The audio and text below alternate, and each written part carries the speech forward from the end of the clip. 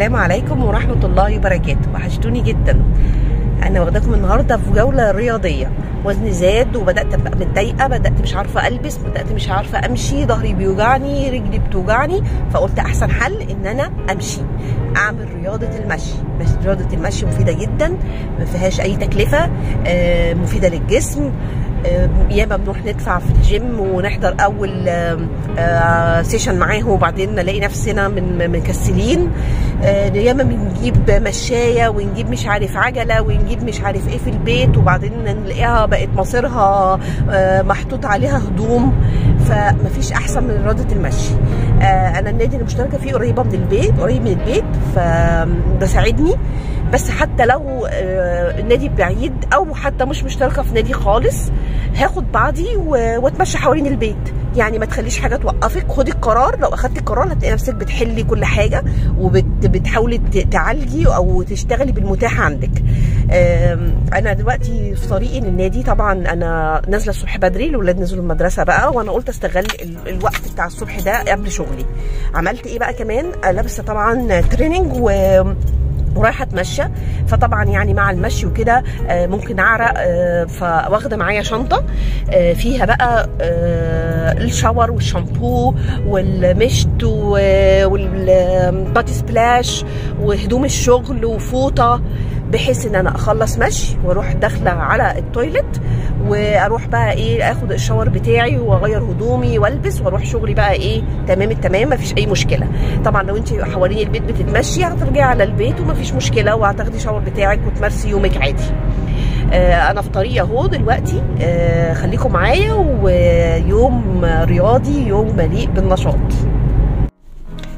انا وصلت خلاص زي ما انتم شايفين. معايا الشنطه اللي حاطه فيها كل هدومي اللي هغير بيها، وشنطه طبعا الايد اللي هروح بيها الشغل. واخده معايا ازازه ميه، وهنزل كده بازازه الميه بس والمفاتيح والموبايل. يلا بينا. انا نازله على التراك الكبير اهوت، مش من هنا اهو. تراك كبير، الجو حلو، ماهوش حر ماهوش برد. يلا بينا ننزل نتمشى سوا. يا ريت حد يكون بيتفرج معايا واكون شجعته كده ان هو يقوم بسرعه يلبس وينزل. ازازه الميه معايا عشان ما اشيلهاش، فهشرب.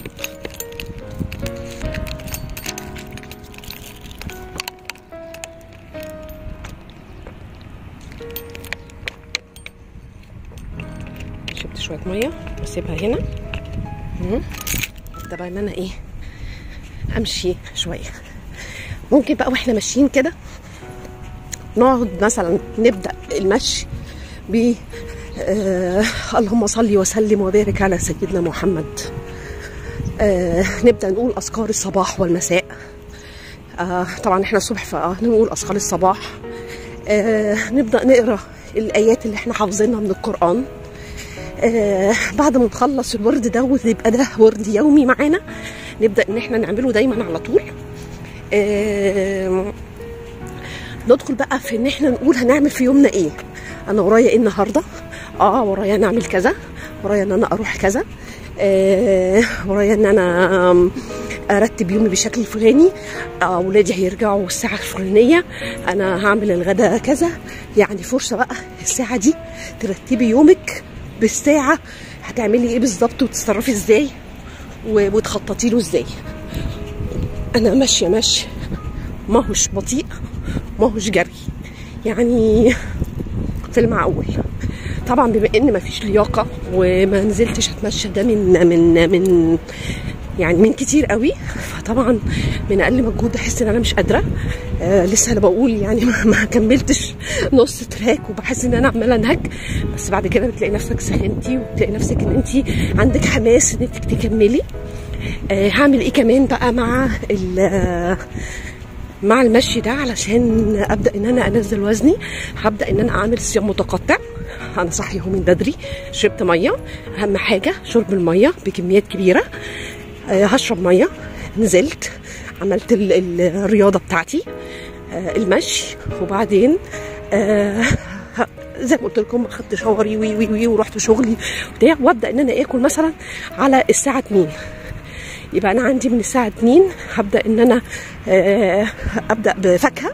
اهم حاجه ان انت تبداي تفاحه بكمثرى بحاجه من الفواكه اللي هي مش ممنوعه، سكرياتها قليله يعني، وفي نفس الوقت مش من الفواكه اللي هي املاح، عشان دي هتضرني يعني. لو اخدتيها ما فيش مشكله، بس هتضطري تشربي كميات ميه اكتر.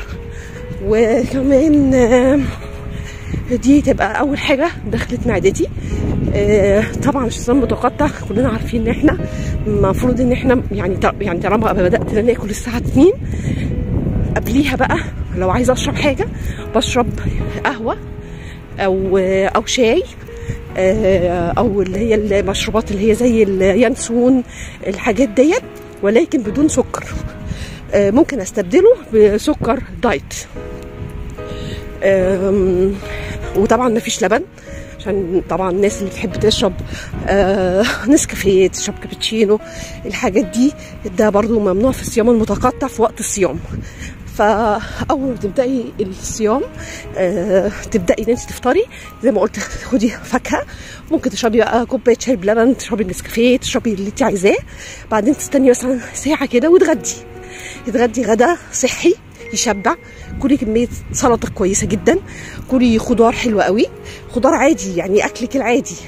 طيب انا في الشغل هعمل ايه؟ هتصرف ازاي؟ خدي معاكي طبق سلطه كبير، خدي معاكي فراخ تكوني شوياها جريل، خدي معاكي خضار سوتيه او حتى لو خضار عادي، وكلي الوجبه بتاعتك.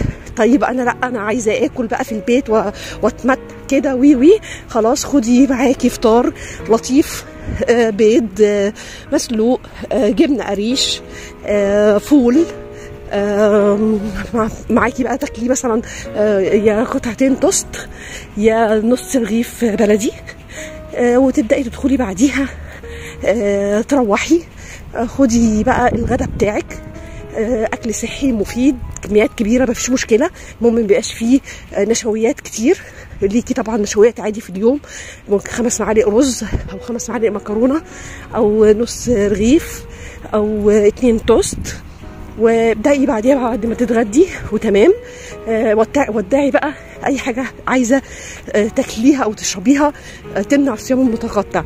يعني عايزه بقى تشربي نسكافيه تاني، عايزه تشربي اي حاجه اشربيها، وبعدين ابدأي الصيام بحيث ان انت في النهايه تصومي 16 ساعه. يعني عندك من 2 ل 8، ومن بعد 8 وقفي كله خلاص، وابدأي الصيام تاني من الساعه 8 باي حاجه بقى عايزه تشربيها، من غير سكر دايت ومن غير لبن ومن غير اي حاجه من دي خالص.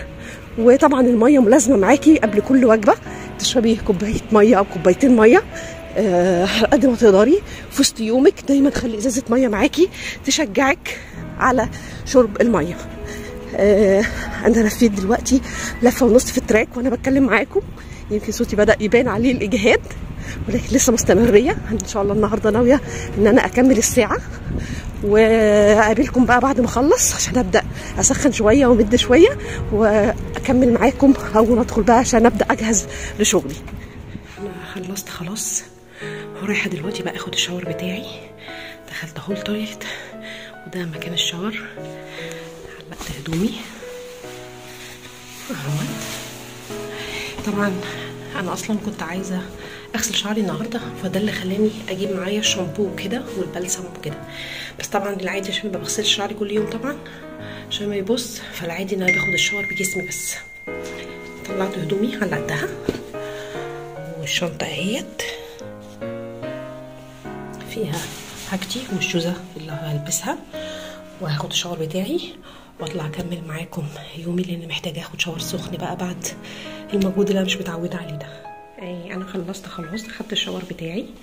جايبه معايا بقى كل حاجه، جايبه معايا البودي سبلاش، جايبه معايا البرفان. انا ما بحطش ميك اب اكتر من بحط كونسيلر والكحل.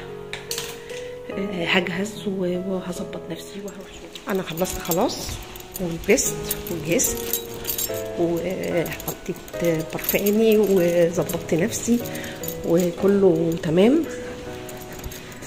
وهروح دلوقتي متوجهه على العربيه.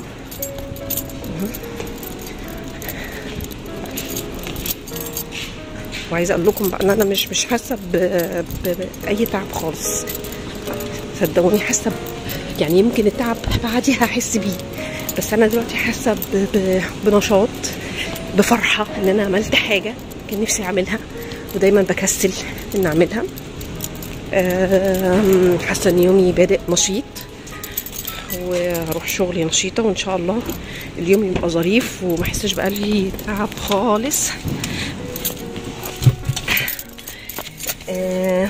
اتمنى اكون يعني اديتكم دفعه للامام، وكله يبدا من بكره يعمل رياضه. على فكره مش شرط تكوني عايزه تخسي عشان تمشي، لا، المشي ده بيقوي عضلاتك، بيقوي يعني احسن رياضه واحسن حاجه تبداي بيها يومك او اخر النهار، مثلا في ساعه العصاري دي كده بقى مع المغارب كده، اللي هو يعني مبقاش في شمس.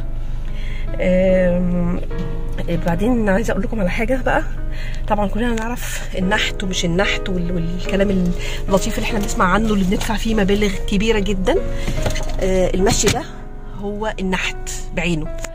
يعني المشي ده هيظبط لك جسمك زي ما انت عايزه. المشي بيظبط وبينحت لك جسمك بالشكل الصح.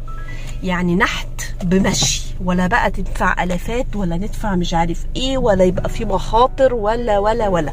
المشي يا جماعه احلى رياضه، احلى حاجه للنفس، للقلب، للعظم، لكل حاجه. صباحكم زي الفل. ما تنسوش دايما تدعموني بلايك وشير واشتراك في القناه وتفعلوا الجرس عشان يوصل لكم كل جديد. والسلام عليكم ورحمه الله وبركاته.